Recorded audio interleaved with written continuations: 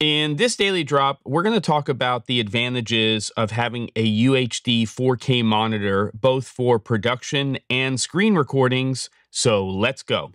All right, everyone, new week and time to jump right into it. This is an episode I've wanted to do for quite some time, and it really has to do with the advantages to having a UHD 4K monitor, both for your productions and also for screen recordings. And right now what I'm doing with this monitor, which I've had for a very long time, it's a Dell 24-inch UHD 4K monitor, is I am screen recording using QuickTime Player. And this is what I've been using for my episodes. And why, just sort of in reverse, is it an advantage to use this?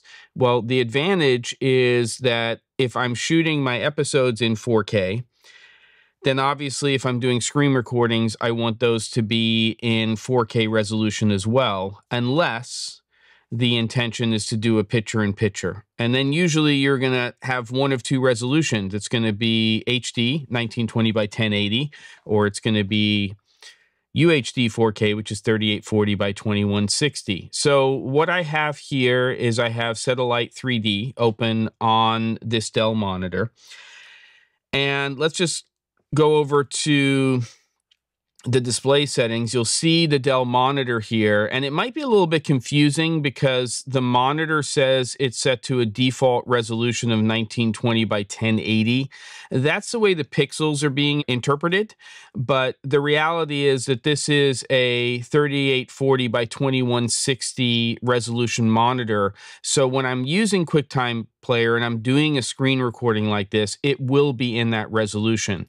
Now, the one thing that you should remember when you're doing this is if you don't mind having the menus up here, then it's not a problem. But if you do, then you're going to want to go into Arrange, and you're going to want to make sure that you set your arrangement the way you need it to be, and that you're going to take essentially your toolbar and put it onto a different monitor. So I'm just going to go ahead and place that over here. It will disappear. And now what will happen is the recording that I'm doing on this particular monitor will be completely clean, without the dock showing up, without any of the menu items showing up. And now I'm just getting a clean recording. And then when I go into set.a.light, and let's just say I want to add a couple of set elements here, and I want to change who my talent is, and I'm going through a tutorial with you. Now, when I take this screen recording and I incorporate it into my timeline, it will be the same resolution as my recorded content to my A camera, in this case, the A7C II. Now, the second way to use a monitor like this would be for production. And when I first started shooting with the Sony FS7, it had a native 4K output over HDMI. So that's actually the reason I picked up the Dell monitor to begin with. It wasn't for screen recordings.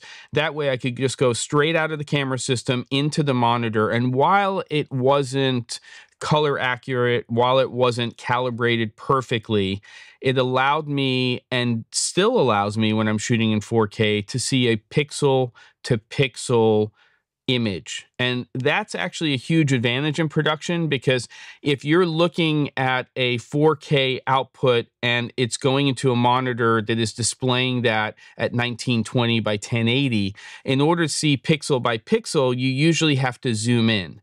And then when you're zooming in, you're usually seeing about a quarter of the image, depending on how you set your zoom ratio and what your monitor's features are. So you're never really able to see the entire image pixel for pixel. So a monitor like that or like this can be an advantage as well. Now, I know you're not seeing the monitor. I'll put a link to it and you can see that. It's not a monitor that I think is readily available anymore.